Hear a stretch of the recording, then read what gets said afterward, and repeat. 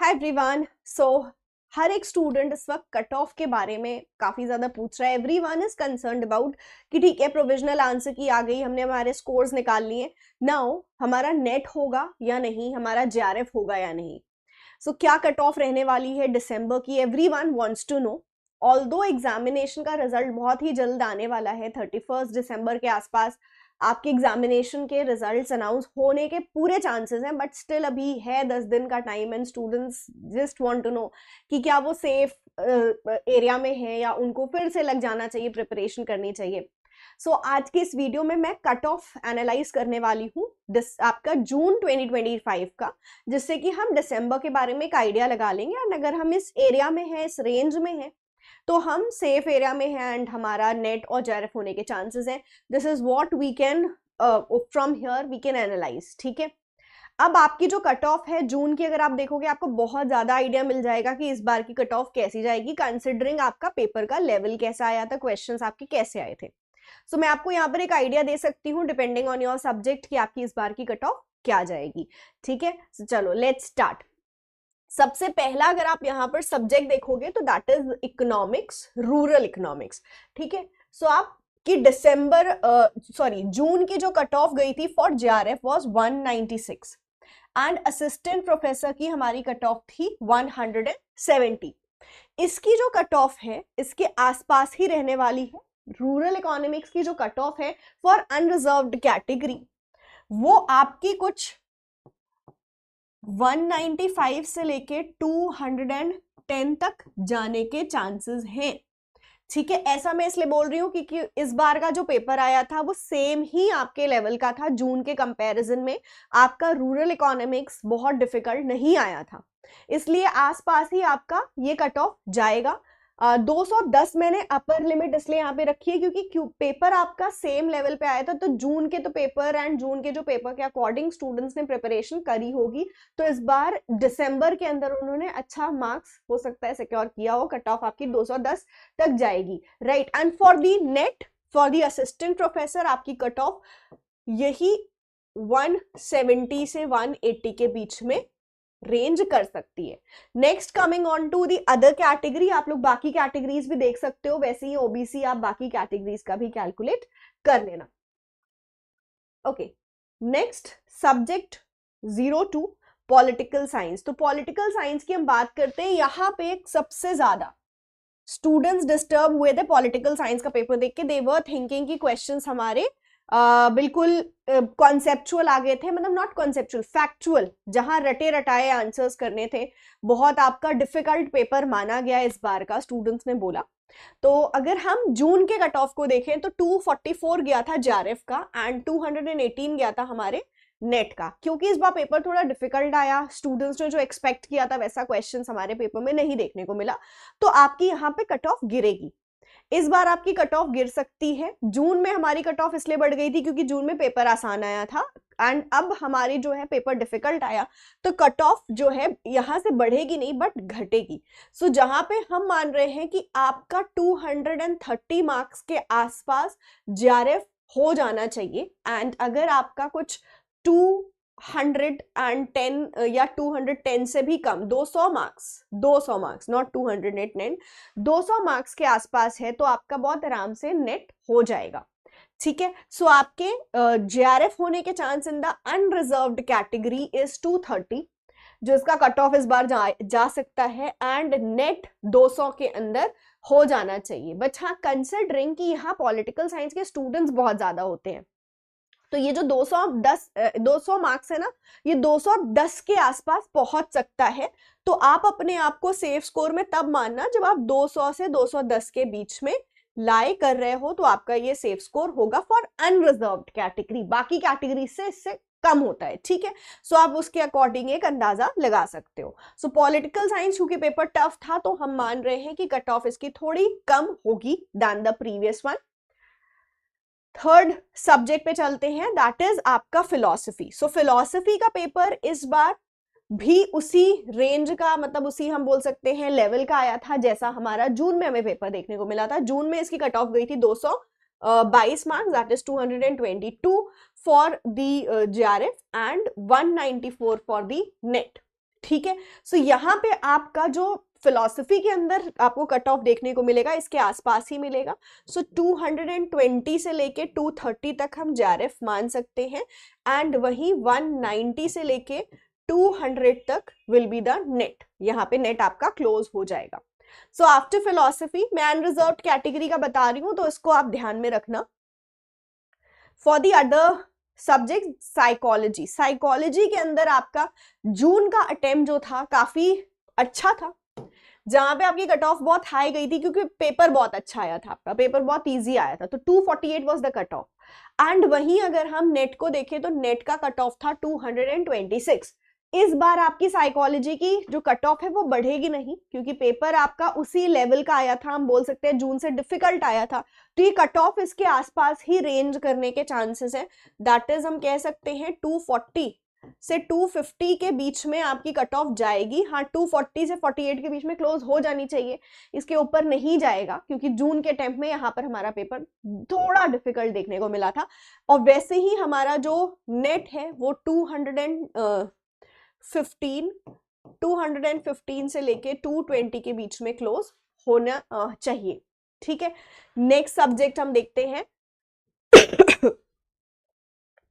Next subject देखते हैं sociology. So sociology paper was also manageable.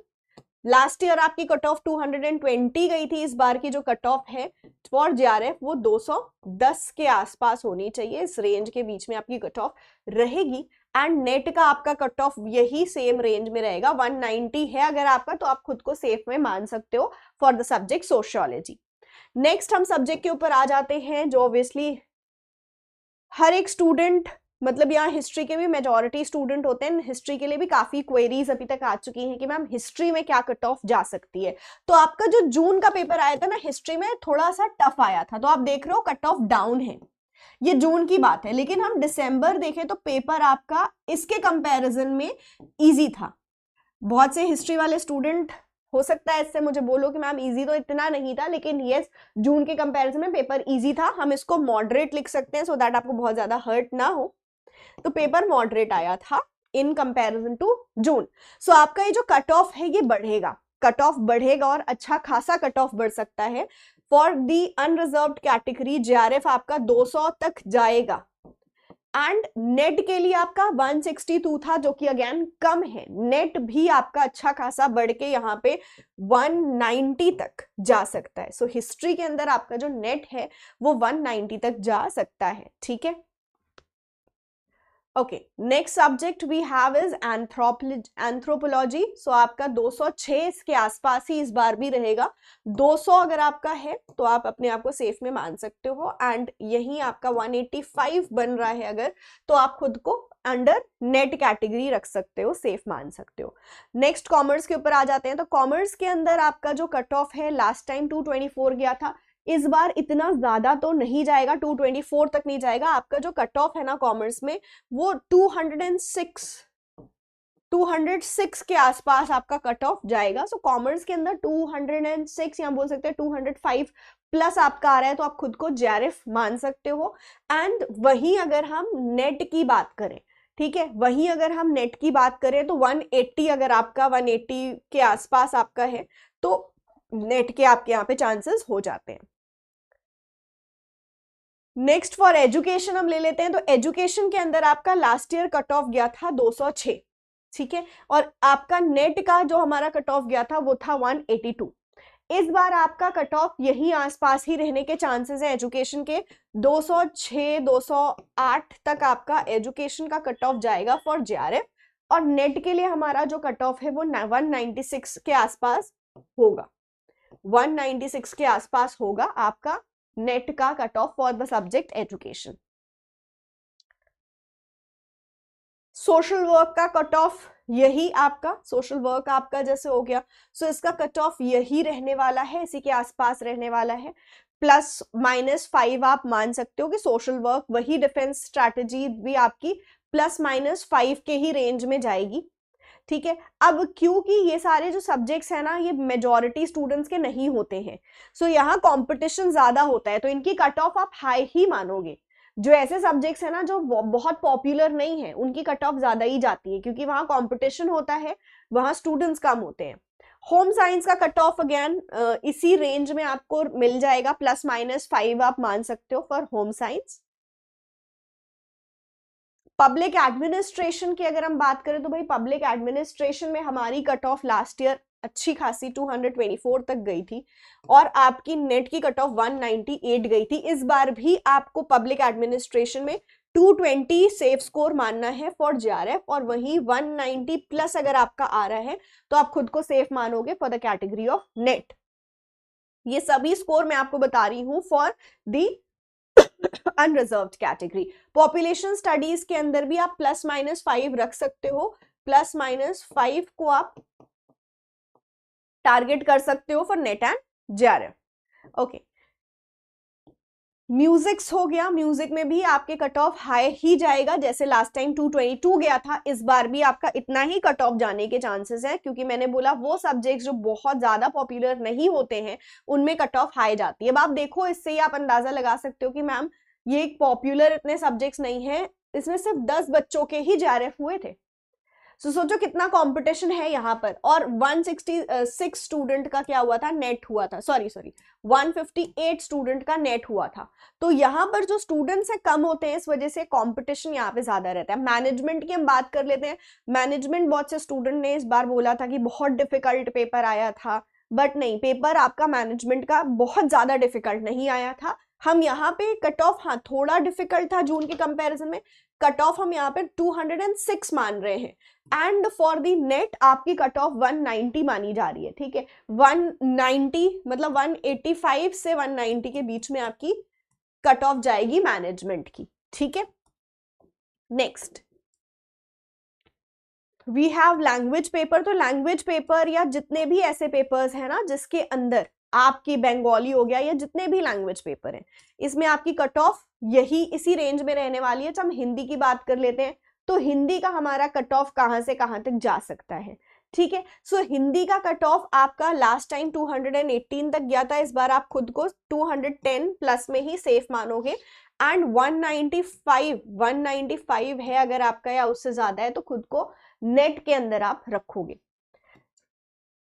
Next subject हम ले लेते हैं, अभी सारे लैंग्वेज पेपर हैं। Language paper apart from Hindi आप वही सेम रेंज खुद को मानोगे लास्ट दिसंबर का, देख लेना। अगर आपको ये पीडीएफ चाहिए होगी तो आप कमेंट्स कर देना मुझे, मैं आपके साथ ये पीडीएफ शेयर कर दूंगी। सो सभी लैंग्वेज पेपर में गाइस सेम ही, अप्रोक्सीमेटली आपका सेम ही कट ऑफ जाएगा, बहुत ज्यादा नहीं फर्क होगा।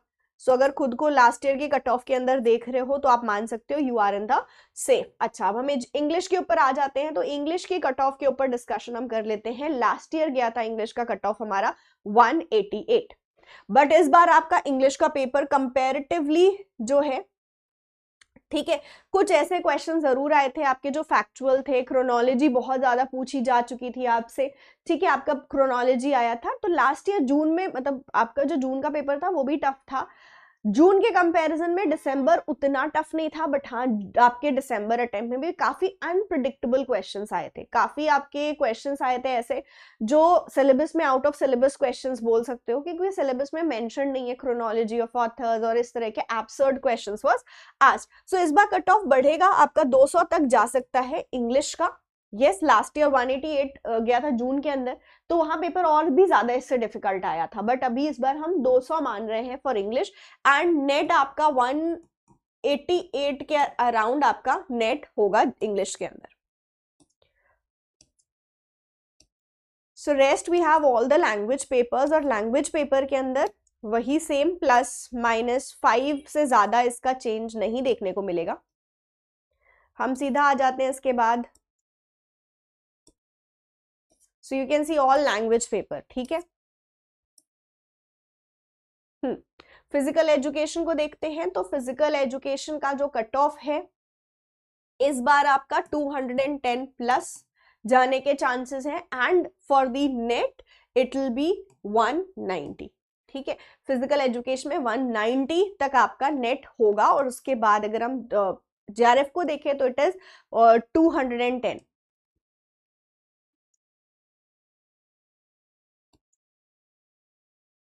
लॉ पे आ जाते हैं, तो लॉ आपका 200 मार्क्स गया था पिछली बार, एंड 178 गया था फॉर नेट। इस बार आपका लॉ के अंदर JRF 210 प्लस और यही 190 plus is the safe score for NET, क्योंकि लॉ का जून के कंपैरिजन में दिसंबर attempt was easy. So rest you have all the language paper, you have the art, performing arts हो गया. So these are the subjects जो अभी आप देख रहे हो नीचे, ये सारे subjects हैं not so popular and therefore in subjects की कट ऑफ हाई ही रहती है. इन subject की जो आपकी कट ऑफ है, आप इसको मानोगे कि जो लास्ट टाइम कट ऑफ है ना, उसके आसपास ही आपको पेपर के अंदर देखने को मिलेगा.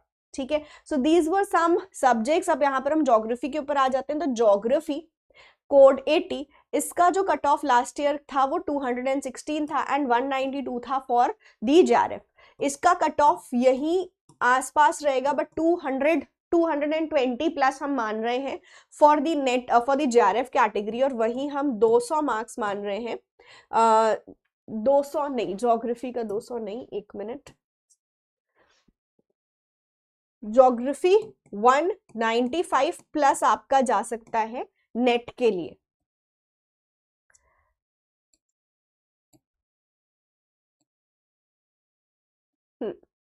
So yes guys, this is your 84. 1 minute.